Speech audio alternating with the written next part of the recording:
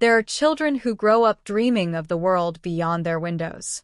And then there is Chloe, a girl who has spent every single day of her 7 years of life staring at that world from behind glass, never once allowed to touch it.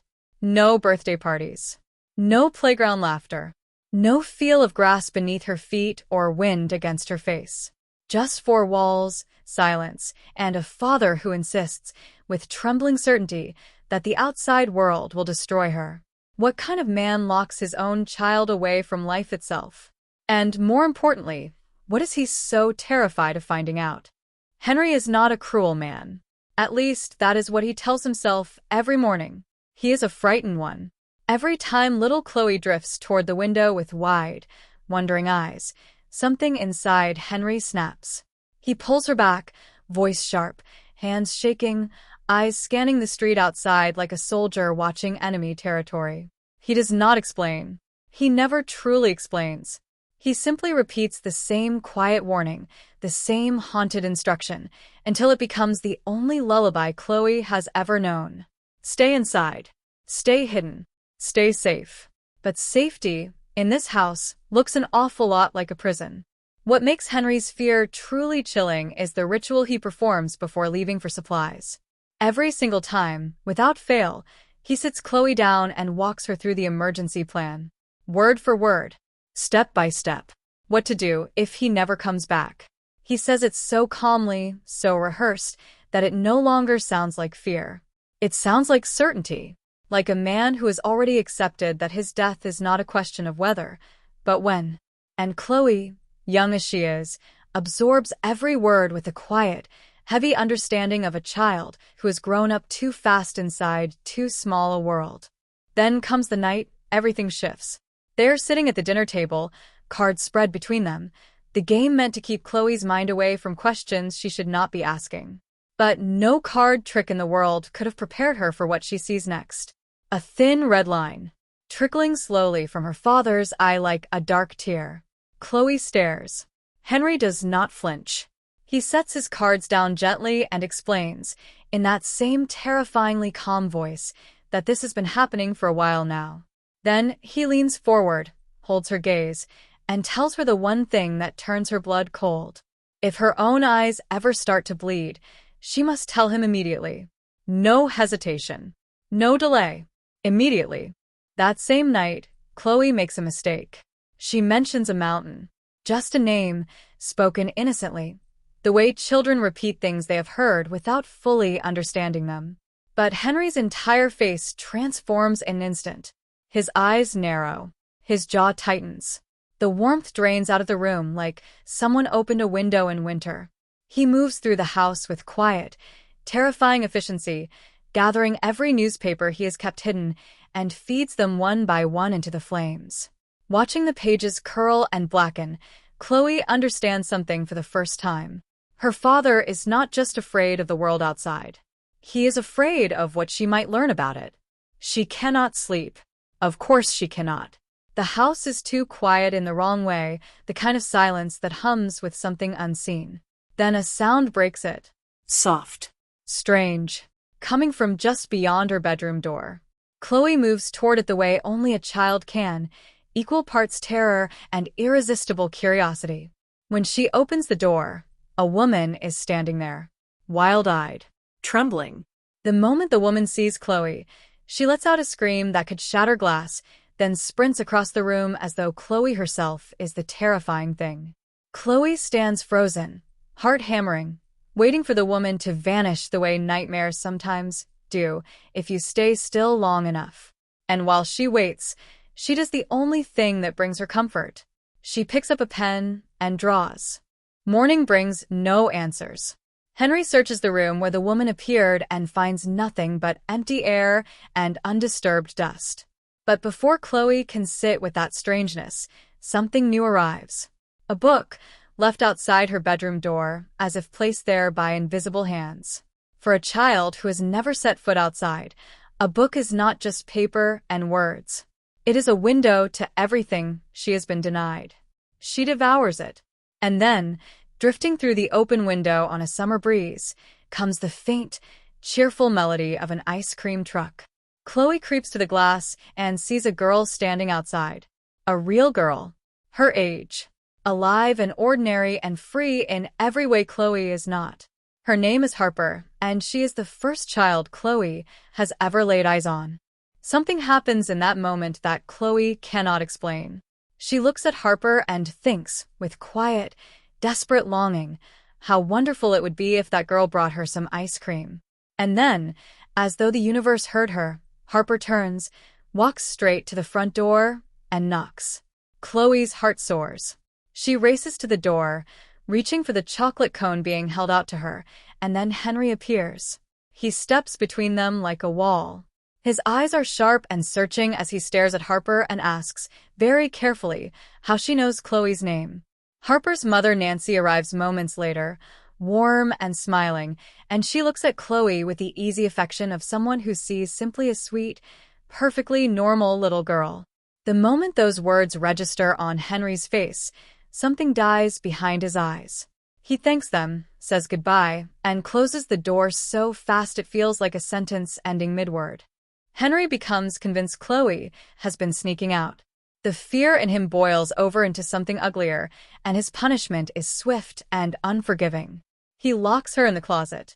Alone. In the dark. But isolation, it turns out, cannot contain what Chloe is becoming. Sitting in that tiny darkness, turning her homemade toy truck over and over in her hands, something inside her simply reaches. And without any warning or understanding, Chloe is no longer in the closet. She is in Harper's bedroom, warm and softly lit. Two girls falling asleep side by side like they have been friends their entire lives, even though one of them has no idea how she got there. Henry apologizes the next morning with guilty, hollow eyes. Chloe, wise enough now to use that guilt, asks him to go outside and buy her real ice cream. He goes. And when he comes back, hours later, the sight of him drives the breath from Chloe's chest. His shirt is drenched in blood. There is a gun in his hand. He locks the door, checks every window, and tells her in a shattered voice that someone attacked him. Chloe barely reacts to the blood or the gun, or the fear radiating off her father in waves. She wants her ice cream. She tells him flatly that if he cannot bring it to her, she will go and get it herself. And then, while cleaning his wounds with small, careful hands, she watches her father's eyes roll back and his body crumple to the floor. The moment Henry loses consciousness, the world around the house exhales. Time, which had been holding its breath, begins to move again. Lights flicker on. Water drips from a faucet. And Chloe, standing alone in the sudden aliveness of it all, makes the decision she has been building toward her entire life. She finds the hidden safe. She takes the money. And she walks out the front door, for the very first time. The stairs feel different under her feet. Plants are softer than she imagined. Flowers exist in 100 colors she has only ever seen in drawings. She laughs quietly, like someone tasting something extraordinary for the first time and not quite having words for how it feels. The ice cream truck is waiting nearby, as though it knew she was coming. The driver, Mr. Allen, is a warm-eyed older man who looks at the $100 bill in her tiny hand and tells her, with a grin, that she has enough there to eat ice cream for the rest of her life. He invites her inside.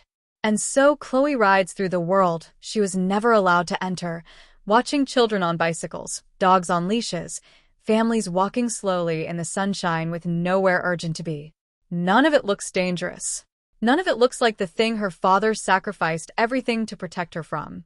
And then she sees the sign, posted to a lamppost at the edge of the road, warning citizens to be alert for dangerous individuals, identified by one specific feature: bleeding eyes.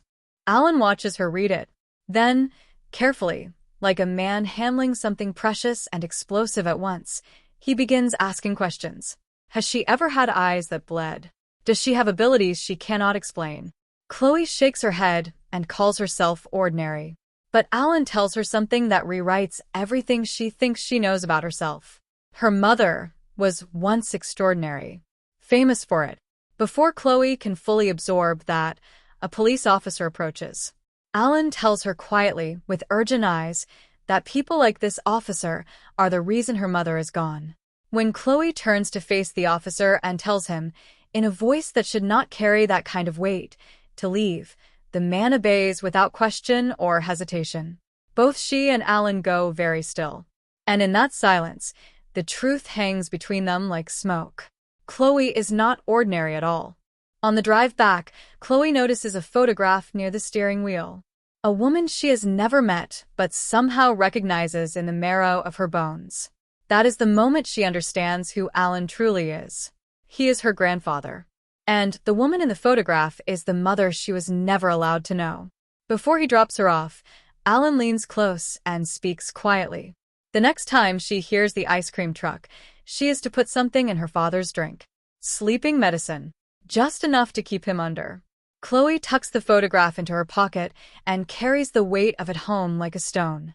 Henry wakes in a panic. Time around the house has shifted again, and he tears through it looking for Chloe until he finds her in her room, quietly drawing as though nothing happened. But the relief on his face collapses almost immediately. He can see it in her eyes. She knows. She went outside. She found the cracks in every lie he has ever told her. For the first time in her life, Chloe looks at her father not with love softened by obedience, but with something rawer and harder. She tells him she hates him. She tells him the one dream she has carried every single day inside these walls was simply to have a mother. Someone warm and present and real, the way mothers are supposed to be. Henry has no answer for that, because there is none. That night, staring at the photograph in the dark, Chloe finally places the ghostly woman she keeps seeing in the closet. The screaming, chained, desperate woman who vanishes every time Chloe tries to reach her. That woman is her mother. When Chloe sees her again, something different happens. The woman, Mary, smiles. Just briefly. A single, fragile smile before the horror of her situation crashes back in, and she begins screaming at her invisible captors to release her. Chloe slams the door and backs away, shaking. But she cannot unsee it. She cannot unknow it. And that knowledge will not let her be still. She goes downstairs to find her father already asleep with the television murmuring in the background. Chloe takes his headphones and listens.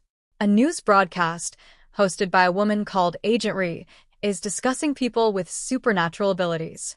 The government calls them freaks. It has offered them sanctuary at a place named Maddock Mountain. But any who remain hidden in ordinary cities are now considered criminals. And then comes the detail that makes Chloe's stomach drop. The children of these individuals, believed to carry powers even greater than their parents, are by many considered a direct threat to national safety. Ree herself pushes back against that view with quiet conviction, arguing that such children, raised correctly, could become extraordinary forces for good. But the word she uses for them still rings in Chloe's ears long after she takes the headphones off. Weapon. That same night, Chloe is pulled into Harper's room again. This time, Harper is not alone. A circle of girls stares at Chloe in stunned, frightened silence before the whispers begin. Freak. The word bounces from mouth to mouth like something contagious. Harper, who for one impossible night felt like the beginning of a friendship, is now just another voice in the chorus. Hurt beyond words, Chloe throws herself into the closet to hide. And there is Mary again. This time bound in chains, hollowed out by captivity, convinced that anything she sees is only another hallucination conjured by her broken mind.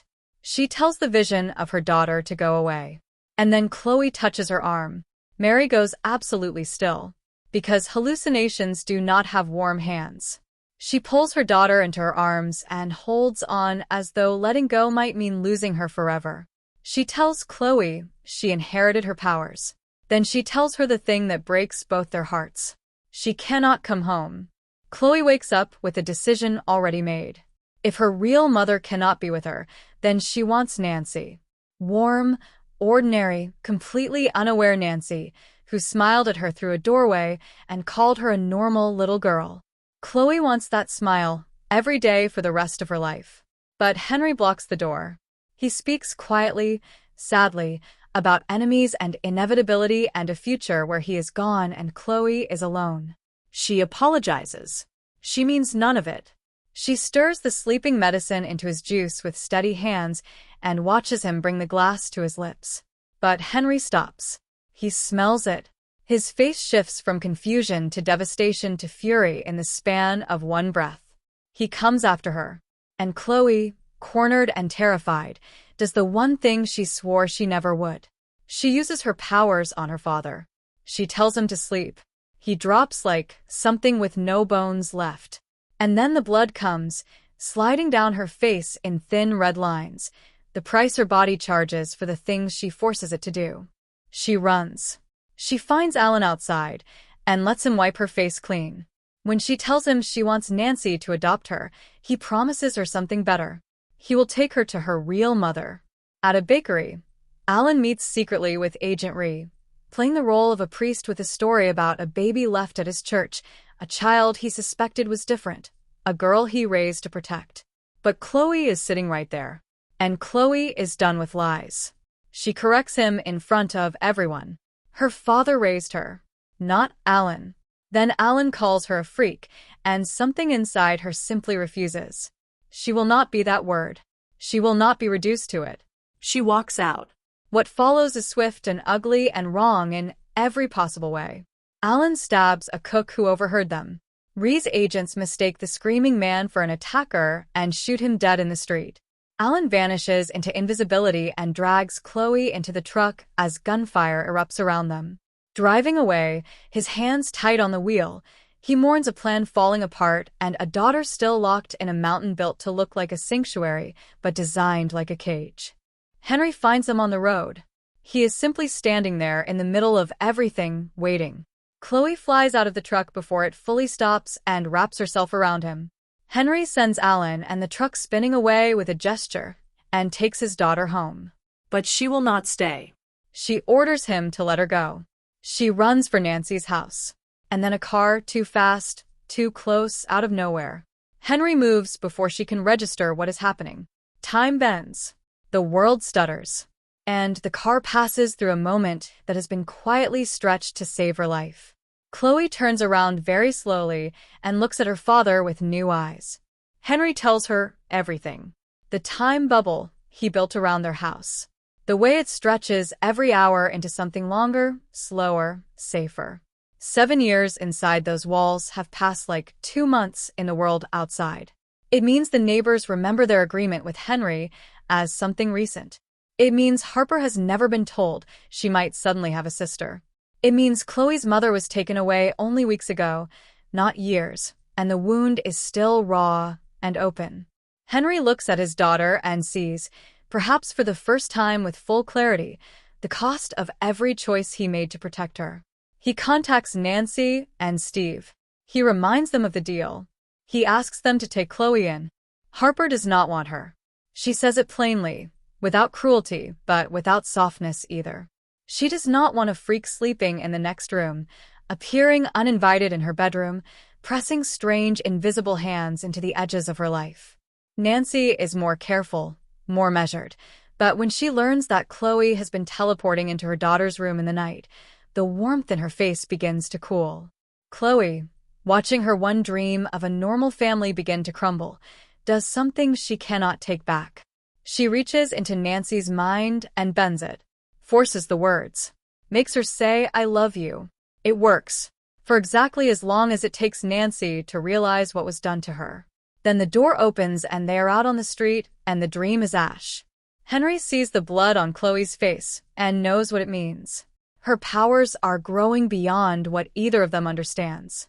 He locks her in the closet again and goes to find Alan. Alone in the dark, Chloe watches her mother through whatever strange channel connects them. And this time, what she sees is not a vision. It is a crisis. Guards dragging Mary away. Doors slamming. Screaming. Chloe throws herself against the closet door and screams for her father. He does not come. He locks it tighter. And Chloe, past the edge of everything she can contain, turns the full weight of her power on the man who raised her. She makes him hold a screwdriver to his own throat. Henry looks at his daughter through the darkness and finally understands. She has passed beyond what he can hold. He opens the door. Chloe steps out, And then the blood comes not just from her eyes but from her mouth, and the floor comes up to meet her. She wakes in the living room with Henry and Alan both hovering over her. She tells them what she saw. Mary, alive, in a prison inside Matic Mountain. Henry says it cannot be true. His voice is so certain, so completely shattered at the same time, that it is Alan who finally breaks. He tells them that he has known for some time. Mary did not die. She was taken. Henry's grief and fury tangled together into something overwhelming. He knows exactly who sent her into that danger all those years ago. He is looking at him. But none of that matters now. There is only one thing left on Earth worth doing: getting her back. Then Chloe looks out the window and sees the officers. A ring of them, quiet and ready, closing in on a house that suddenly feels very small. Nancy made the call. Chloe reaches past the walls with her mind and listens to their radio chatter. Surrender or be shot. Go to Matic Mountain in chains or do not go at all. Chloe looks at her father and her grandfather and feels something cold and certain settle in her chest. She reaches into a nearby officer's mind and begins to move the pieces. The plan collapses almost immediately into something terrible. Nancy's scream carries through the night. Confusion becomes panic. Panic becomes gunfire.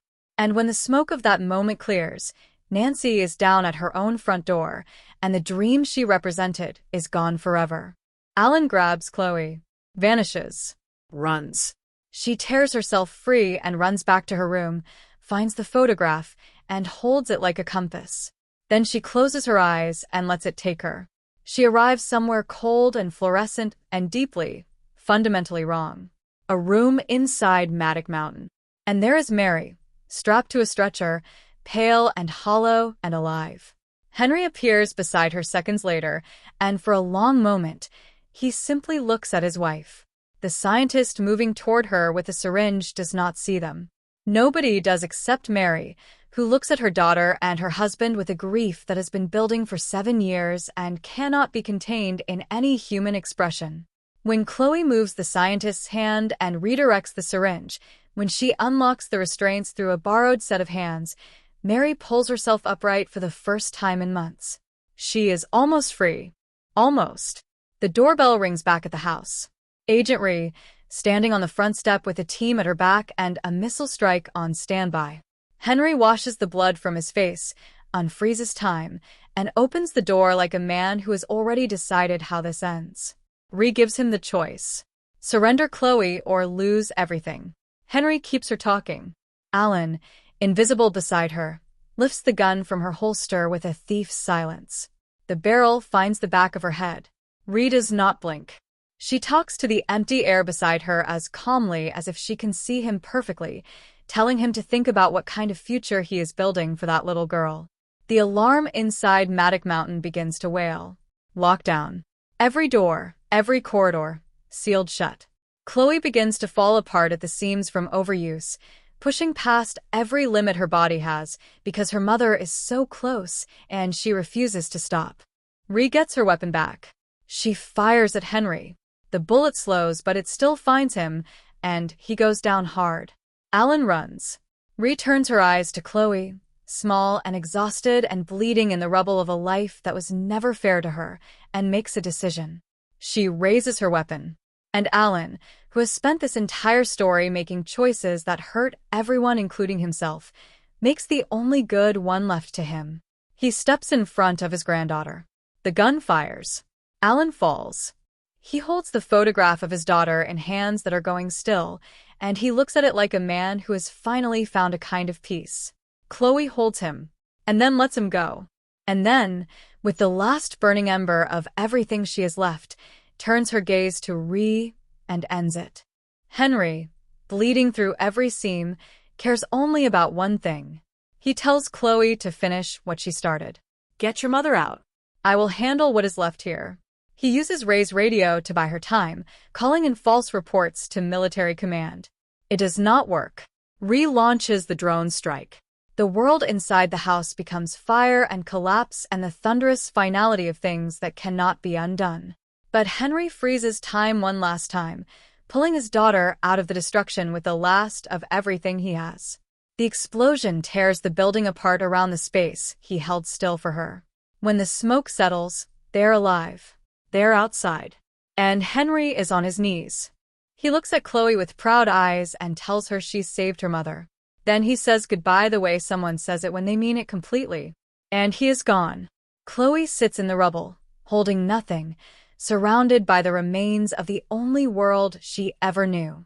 Then something moves through the smoke above her. A shape, descending fast.